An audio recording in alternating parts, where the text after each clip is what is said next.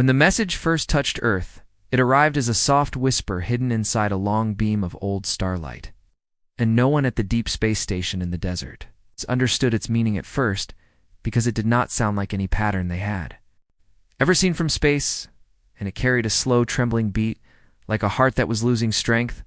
and the scientists felt a strange fear before they even decoded a single word, because something in the message felt alive and desperate and far too old to belong to any normal world. And Dr. Rhea Calder, who had worked at the station for 8 years, stood in front of the screen and watched the signal rise and fall like something breathing, and she felt her hands grow cold as she realized they were listening to someone calling for help beyond their reach, and the team worked without rest to break the code. But the message did not behave like normal language. It's because it kept shifting its shape, like it was looking for a mind that could understand it. And finally, after hours of slow progress, the computers found a stable pattern, and a strange translation appeared, and the words were simple but heavy like stones, and the message said that a group of old star civilizations had fallen into danger, and they were sending a call to any peaceful world because they needed help against an enemy that destroyed not only cities but whole worlds. And the scientists looked at one another in silence, because Earth had never received anything like this, and no one knew if the message was real or a trick or something dangerous. But before they could decide what to do, the ground outside the station shook for a brief moment, like a giant had taken a single step somewhere far below the desert floor, and no one paid attention to it at first because they believed it was just a normal small quake. But it was not normal, and it was not small, and it was not a quake, because at that exact moment, far beyond human sight, something old stirred under the surface of Earth, and the slow ancient mind of the planet itself woke like an eye-opening after a long sleep, and it listened to the same message that the scientists were studying. But Earth did not hear the words the same way, because the planet remembered a time long before humans existed when a call like this had reached it once before, and the memory was not peaceful, because the cry for help had been a warning of a coming darkness, and the darkness had almost killed Earth in the past, and it would not allow that to happen again. And as the planet woke, a deep pulse moved through the oceans and forests and mountains, and the animals of Earth felt at first, because they had always been more connected to the old rhythms of the world, and birds stopped in the middle of flight and turned their heads toward the sky, as if listening, and wolves lifted their noses to the wind and smelled something that did not belong to the present time, and whales in the deep ocean began to sing with long, low sounds that had not been heard on Earth for thousands of years, and the people who lived close to nature felt a cold prickling across their skin, but they did not know why, and they did not know that Earth was sending a message of its own, but not to the stars and not to humans, because the message went to its oldest guardians hidden in forgotten places, where eyes of fire and eyes of stone opened after ages of stillness. And these beings were not human, and they were not simple animals, because they belonged to a time when the planet fought to survive against forces that humans had never seen, and Earth called them awake again to defend it once more. And deep in the ocean, a shape that looked like a mountain began to move, and the water above it boiled as it rose from a trench that had held it for longer than human history, and in a distant forest, a creature larger than any elephant and older than any fossil lifted its heavy body from a pit of roots and soil, and its skin carried marks like old runes carved by the planet itself. And in the far north, under frozen mountains, something with long limbs and a deep glowing chest cracked open the ice above it as it heard the call and began to climb toward the surface. And all over the world, animals small and large began to move in strange patterns, and they gathered in circles or lines. That made no sense to the people who watched, because the animals were responding to Earth and not to humans. And scientists everywhere noticed the strange behavior, and they tried to explain it with talk of magnetic fields and climate shifts, but none of their ideas worked, because the patterns were too perfect and too synchronized, and the changes were not coming from space or weather, but from the ground beneath their feet. And as the animals moved, the deep space message kept playing on the screens in the desert station, and Dr. Calder felt her fear growing, because every time the message looped, the computers translated it with more clarity, and it became clear that the aliens who sent it were not just asking for help, they were begging for it, because their worlds were collapsing and they needed saviors who were strong, wise, and ready to fight. But Earth did not send humans because humans were not the true guardians of the planet, and the scientists did not know that even as they debated whether to reply in all, across the deserts, mountains, forests, and oceans of Earth, the old beasts woke and stretched their massive limbs and breathed the fresh air of a world they had once saved and would save again, and Earth itself pulsed with slow, deep thoughts preparing for what was coming, and humanity did not understand that they were only witnesses to something far older and far more powerful than their own civilization, because Earth had heard the cry for help and had already answered it in its own ancient way. The awakening of Earth's guardians became clear to the few humans who were close to nature and who had eyes to see and ears to hear, because everywhere strange events began to unfold, and it started with small things that grew bigger as the days passed. And in the dense forests, the trees themselves seemed to lean toward each other as if whispering warnings, while their roots shifted beneath the soil, as if pointing the way to hidden places where creatures slept for centuries. And Dr. Rhea Calder watched from the deep space station as the animals' movements on the surface became almost military in their precision, and the birds flew in perfect formations over rivers and valleys, while groups of predators paused in fields and deserts, facing the same direction as if waiting for a signal, and it was no longer just instinct guiding them, because they acted with purpose that humans could not understand. And across oceans, massive whales swam in straight lines that seemed to connect the poles, and lines of dolphins formed a moving network as if creating a communication system of their own. And in the mountains, the large beasts rose from caves, and their bodies cast shadows over villages that were abandoned long ago because humans had never dared to settle there. And the creatures moved slowly at first, and then faster, as if remembering old paths and ancient knowledge hidden deep within the planet itself. And on the plains, herds of animals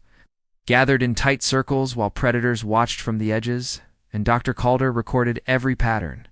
she could see, because she felt that Earth itself was sending a message not to humans but to someone far away in the stars. And each day the patterns grew more clear, and humans could only stare, because no fence or wall or city could stop the movements of Earth's guardians. And the news spread slowly at first through small villages and remote towns, as people reported seeing strange figures in the distance and hearing sounds unlike any they had ever known, like a low humming or a growl that shook the air around them, and even the wind seemed to carry messages of warning. And for the scientists at the station, it was becoming impossible to deny that something extraordinary was happening. And while governments argued about what to do, it was clear that no army or weapon could influence the creatures, because they obeyed only the planet, and the planet's will was simple and ancient and unyielding. Dr. Calder traveled to different sites where the phenomena were strongest, and she saw with her own eyes creatures that were taller than trees and wider than rivers, and their eyes glowed with a light that seemed to come from deep inside Earth itself. And when the creatures moved, they did not rush, but their steps shook the ground, and all living beings felt the vibration as if Earth was breathing through them. And the scientists began to notice that even the weather was responding to the awakening, because winds changed direction and clouds gathered in unusual shapes above the creatures, as if hiding them or guiding them, and the oceans rose slightly in places where massive creatures moved beneath the waves, and a silence fell over regions that were normally full of human noise, because humans instinctively stayed away from areas where the ancient guardians were active. And Dr. Calder understood that she was witnessing a kind of coordination that no human mind could fully comprehend, and it was a silent language made of movement, sound, and presence. And in the deserts, the sand shifted into strange patterns like markings left by hands, but no human had made them. And these patterns connected mountains, rivers, and forests in lines that formed a map of unknown purpose. And some of the elders who had lived long lives said they felt a spiritual presence guiding everything, and though they could not explain it in words, they knew Earth was alive in a way they had never experienced before. And far above in the sky, satellites sent images of massive animals moving across continents and oceans, and even the alien message from space seemed to resonate with the patterns Earth was creating, and Dr. Calder realized that the planet had not just heard the call, but had prepared a response over centuries by keeping its guardians in waiting, and the guardians were not merely animals, but protectors who knew instinctively how to act in harmony with each other, and their movements formed a shield and a path at the same time. And one night, as Dr. Calder watched the patterns from the desert station, a massive figure emerged from the ocean near a tropical island, and its body was so large that waves broke against it like small storms, and it lifted its head to the sky and let out a sound so low that the ground trembled for miles. And in that moment, the birds flew away from the coasts, and the creatures in the forests paused as if listening, and every human who heard the sound shivered with a fear they could not explain, because it was the voice of Earth, self-speaking through its guardians. And over time, Dr. Calder noticed that some of the guardians began to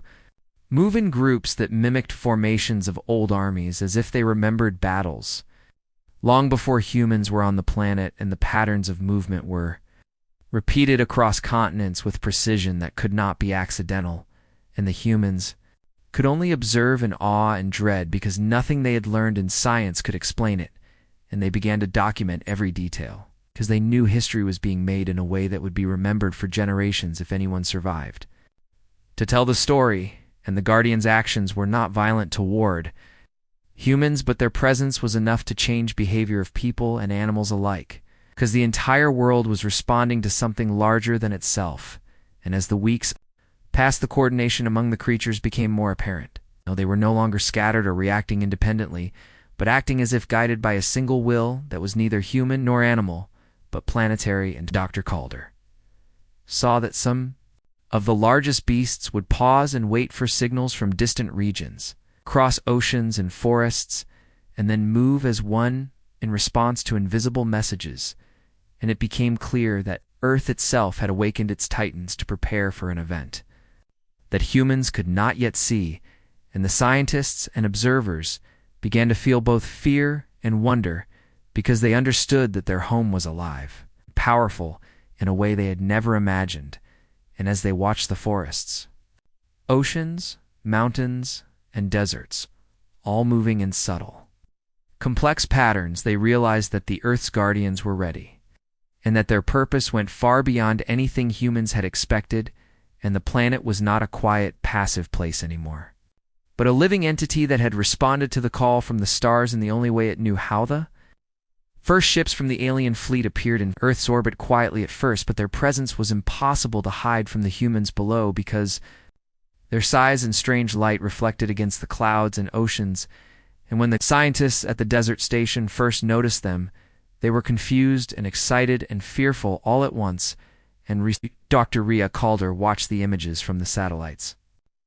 and felt a mixture of hope and dread, because the message Earth had received was being answered by someone else in the universe. But humans were not the saviors the aliens had expected to find, and as the ships moved closer, the guardians on Earth began to react, and the creatures that had risen from oceans, forests, mountains, and deserts turned toward the sky, and it was clear that they were aware of the newcomers, and that their presence mattered to the planet. And the aliens tried to communicate with humans first, because they assumed humans were the dominant species, but the humans could not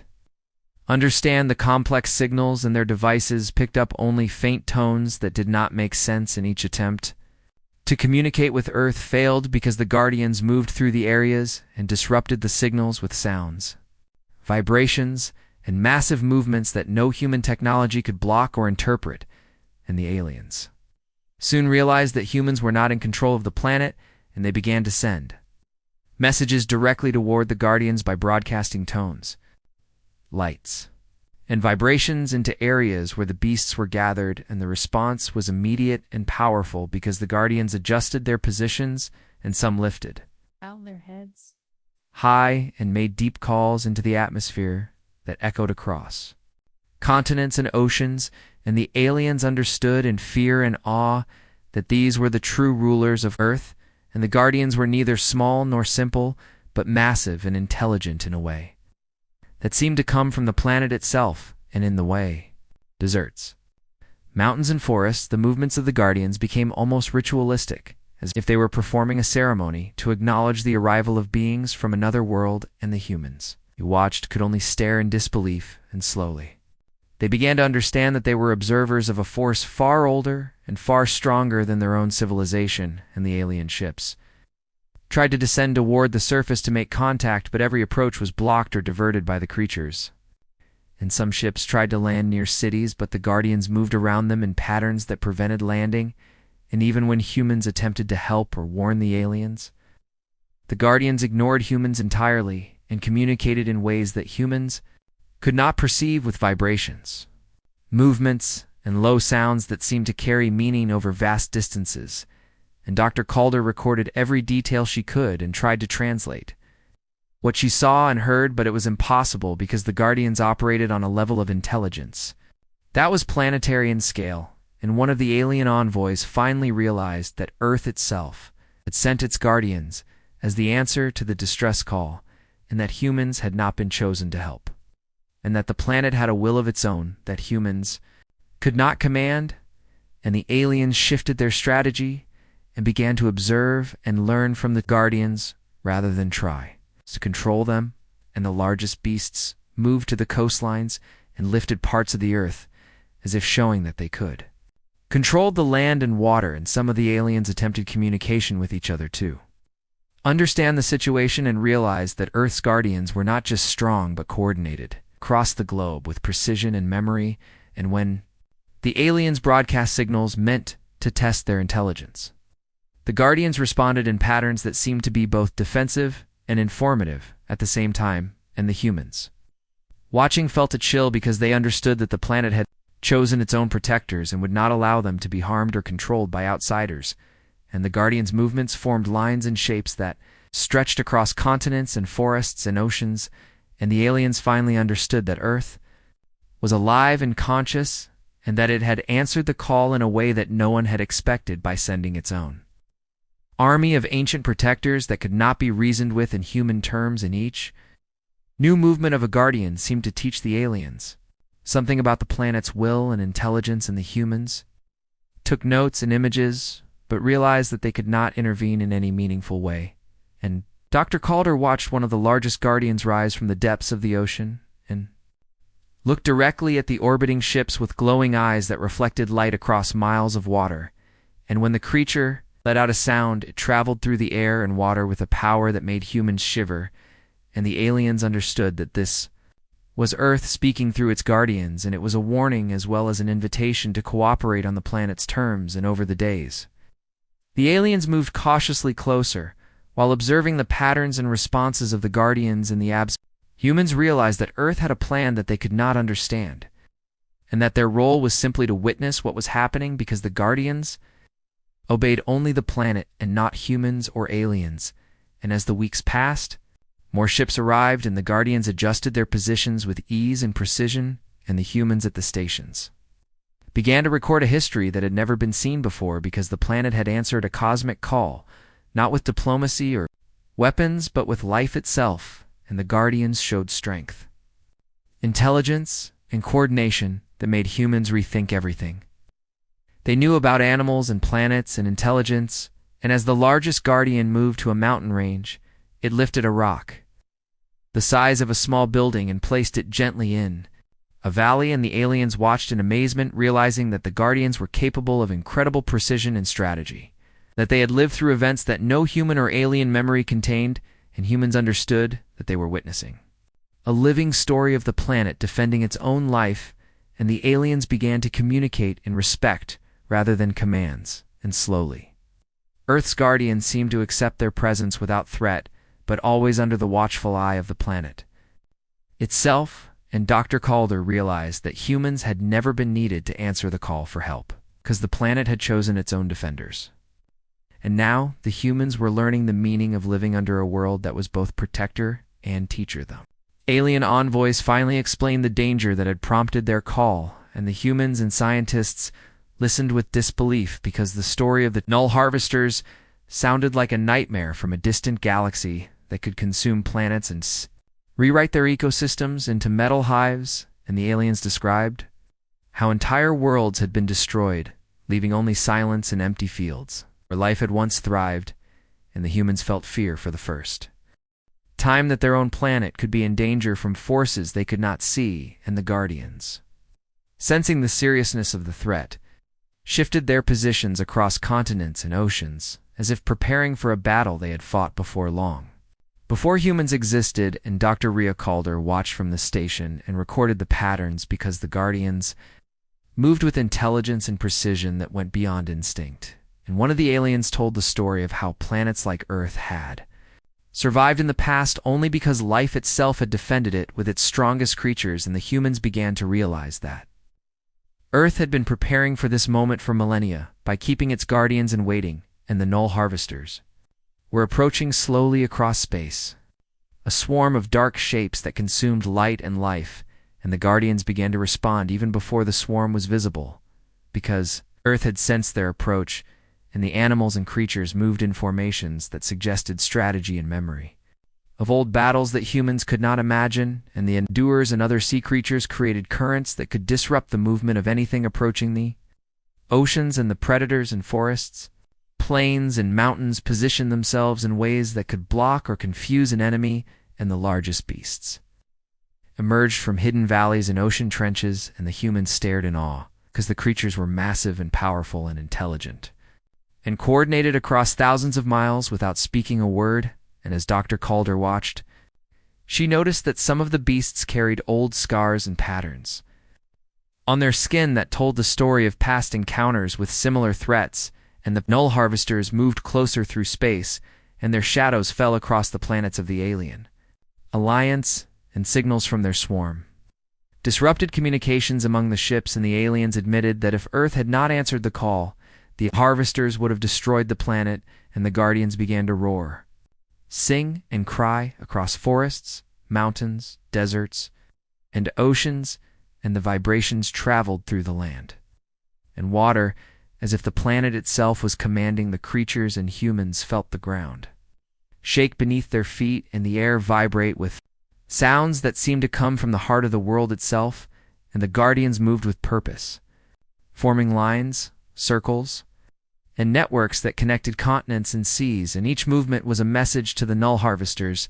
that this planet would not yield. And Dr. Calder watched one of the largest ocean guardians rise above the waves with a body that could block the sun and roar so loud it shook nearby islands, and the aliens finally understood that Earth had fought the Harvesters before and had learned to keep its protectors hidden until they were needed, and the Null Harvesters tried to advance toward Earth, but the Guardians anticipated their moves and intercepted the first waves with precision and force that was more powerful than any weapon humans had ever created, and the humans recorded everything with cameras, satellites, and notes, but they could not interfere because the Guardians did not require human help, and the planet's will guided every action of the creatures, and as the Null Harvesters pressed forward, the Guardians adapted instantly, blocking paths, creating obstacles, and using the environment to their advantage in ways humans could not predict. And one of the aliens observed the strategy and said that Earth was not just defending itself, but teaching the swarm that life could not be conquered. Isley and forests fell, water shifted, mountains trembled, and the Null Harvesters met resistance from forces they had not anticipated, and humans felt fear, awe, and humility all at once, because the Guardians operated on a level far beyond anything humanity had ever imagined, and Dr. Calder realized that humans had been observing only because the planet had allowed them to, and that their presence was for witnessing history rather than influencing it, and the Null Harvesters continued to advance. Every wave was met with coordinated responses from the Guardians, and some of the largest beasts used their bodies to create walls of earth and water, while others moved rapidly across continents to block the swarm's advance, and the whales, dolphins, and sea creatures created currents that disrupted the path of the invading swarm, and birds and flying creatures carried signals and messages over long distances, while predators on land created barriers and traps without realizing that. Their actions formed a network of planetary defense, and the aliens watched with respect and amazement as the strategy unfolded in real time, and Dr. Calder noted that the Guardians did not attack recklessly, but with precision and wisdom, and every move seemed to have a purpose beyond survival, and the Null Harvesters began to slow as they realized that Earth was defended not by weapons but by life itself, and the humans felt a strange pride and fear, because their planet was alive and capable of defending itself in ways that no technology could match, and the Guardians continued to move, roar, and vibrate as the Null Harvesters advanced and the aliens sent reinforcements to support the Guardians. But it was clear that their ships were almost secondary to the forces. Earth had awakened, and the humans watched in awe as mountains shifted, oceans roared, and creatures of all kinds moved in ways that formed a perfect defense, and Dr. Calder finally understood that Earth itself had chosen how to answer the call for help, and that the Null Harvesters would not succeed, because the planet had prepared its guardians over centuries, and the humans were witnessing a battle that no one had ever imagined, and one by one, the Guardians of Earth acted as soldiers, protectors, and teachers of the invading swarm, and the Null Harvesters began to retreat. Slowed and confused by the intelligence, coordination, and power of the planet's defenders and humans and aliens, both realized that Earth had won not with weapons or machines, but with the Guardians that had always been there, waiting and watching and ready for the moment when they would be needed again. And as the Null Harvesters disappeared into the darkness of space, the Guardians began to return to their hidden places, and the humans felt the tremors and vibrations subside as the planet breathed once more in peace, and Dr. Calder recorded the final movements and knew that humans had witnessed a story of survival and power that would change their understanding of life forever, and the Guardians of Earth would rest, but they were always ready because the planet had sent its answer to the universe, and it had been stronger and wiser than anyone could have imagined after the Null Harvesters retreated. The Guardians of Earth did not immediately return to hiding but moved with a slow,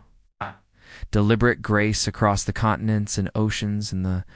humans and aliens observed every action because the movements seemed to convey messages and commands that no human mind could fully understand.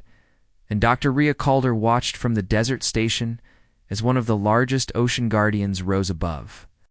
the waves and let out a sound so deep and powerful that it traveled for thousands of miles, and the birds, whales, and land animals responded with calls and movements that formed a complex network of communication, and the aliens realized that they were witnessing diplomacy, not war, conducted by the Guardians themselves, and it was clear that the planet had sent its own diplomats to meet the cosmic visitors, and the humans could only stare in awe, because they had never seen creatures act with purpose,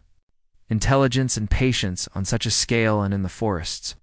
the largest beasts moved in patterns that suggested teaching and coordination, and smaller animals followed, like students in a lesson about the world, and the aliens tried to understand the meaning, but the Guardians operated on a level of planetary intelligence that was impossible to decode fully and over days. The Guardians formed circles and lines that connected oceans, mountains, forests, and deserts in ways that seemed to create a global map or code that the aliens could sense but not fully interpret, and humans recorded everything with cameras, satellites, and notes, but could not interfere or communicate with the Guardians directly because they obeyed only the planet and not human commands. In one night, Dr. Calder observed a massive Guardian walking along a mountain ridge and stopping at the edge of a cliff, and it lifted its head to the sky and let out a long, low sound that caused the ground to tremble and the winds to shift, and every animal within hundreds of miles responded, and she realized that the sound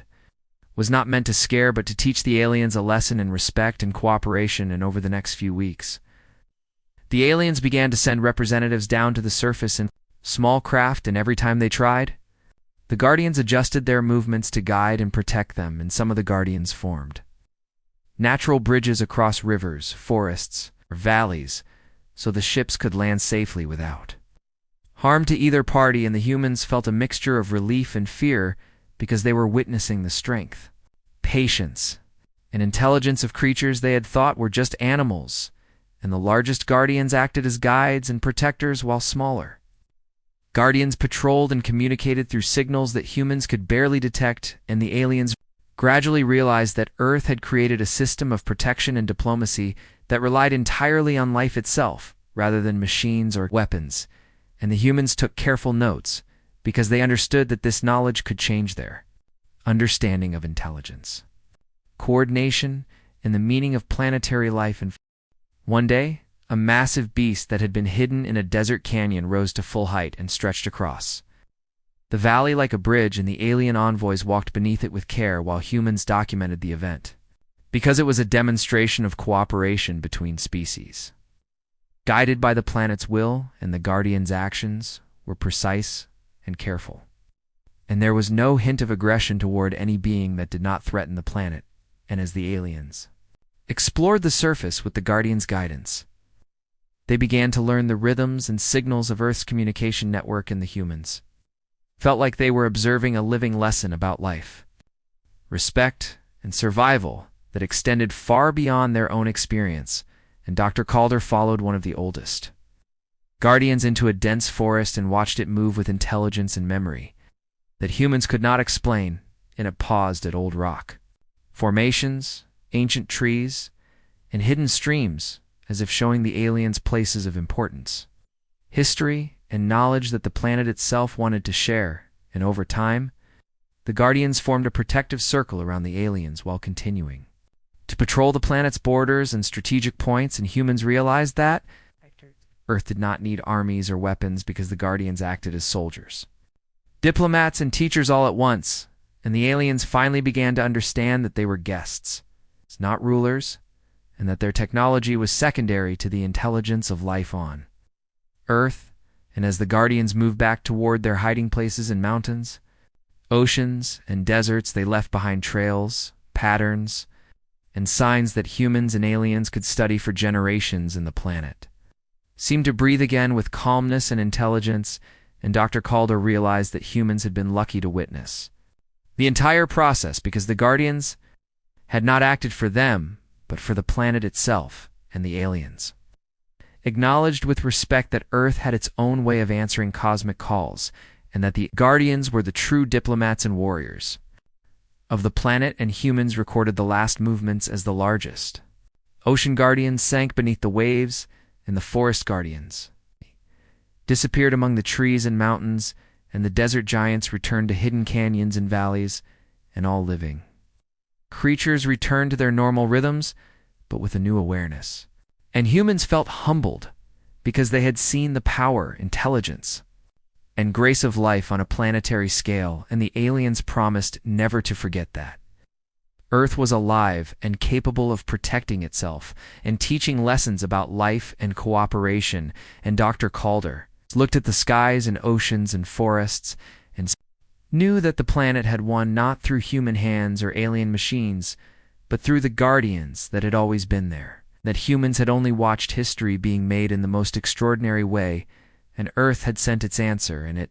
was stronger, wiser, and more patient than anyone had imagined. After the great battle and the guiding of the aliens, the Guardians slowly returned to their ancient resting places across Earth, and the humans and aliens watched with awe because they understood that these creatures were far older, wiser, and stronger than any human or alien mind could comprehend. And Dr. Rhea Calder recorded every last movement and sound, knowing that history had been witnessed and that the story of Earth's Guardians would be told for generations to come. And the largest ocean Guardians sank beneath the waves with a calm grace, leaving ripples that spread for miles in the forest. Guardians disappeared among the trees, moving silently and blending with shadows so that humans could barely detect them in the mountain. Guardians returned to hidden valleys and canyons, their massive forms disappearing behind cliffs and rocks. And the desert Guardians walked into deep caverns and sand pits that had protected them for centuries. And even the animals that had followed them or moved in patterns during the awakening began to return to normal behavior, though the rhythm of the planet seemed to carry a quiet memory of the events. And the aliens slowly departed, humbled and respectful, leaving Earth in peace and understanding that this planet was alive, conscious, and defended by forces no one could control or command. And humans walked through forests,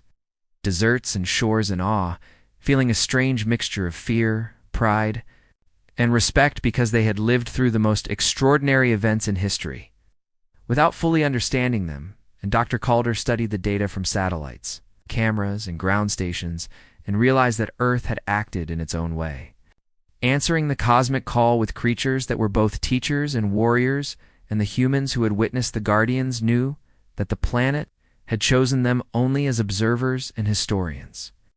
not as protectors, because the true protectors were older, stronger, and wiser than any human or machine could ever be.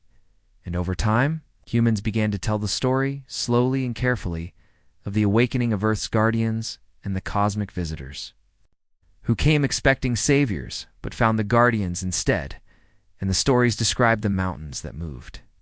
the oceans that roared, the forests that shifted, and the sky filled with patterns and signals from the planet's protectors and the aliens, promised to never underestimate Earth again and to respect its intelligence and power, and Dr. Calder walked along the shore where the largest ocean guardian had vanished and felt the ground tremble slightly, as if Earth were reminding her that it was still alive and still watching, and even in cities and villages. Far from the resting places of the guardians, humans noticed small changes in animal behavior and in the weather and in the subtle vibrations of the land and water, signs that Earth had returned to calmness, but had not forgotten the cosmic threat or the lessons of the battle. And as the years passed,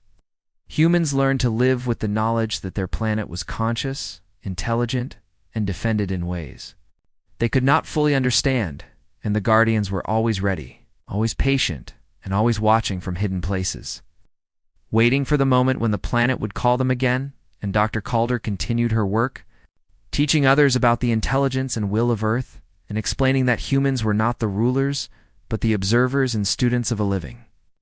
breathing, thinking world, and the aliens returned occasionally, but always with respect, studying the Guardians from afar and leaving messages of peace and understanding. And over time, humanity understood the true meaning of life on Earth, that it was not only about technology, cities, or armies, but about being part of a living, conscious planet with forces older and wiser than any being in the stars. And the Guardians became legends, not myths, remembered not only for their strength and size, but for their patience, intelligence, and care for all life on Earth. And Dr. Calder wrote the final reports with a sense of awe and humility, knowing that humans had been privileged to witness the awakening and the victory. And she concluded that if the stars ever cried for help again, Earth would not send humans or machines. It would send its guardians, the beasts of the planet, who were stronger, wiser, and older than anyone could imagine. And the planet itself seemed to settle into silence once more. But that silence was alive with memory and readiness, a quiet promise that Earth would always answer, always protect, and always teach in its own extraordinary way.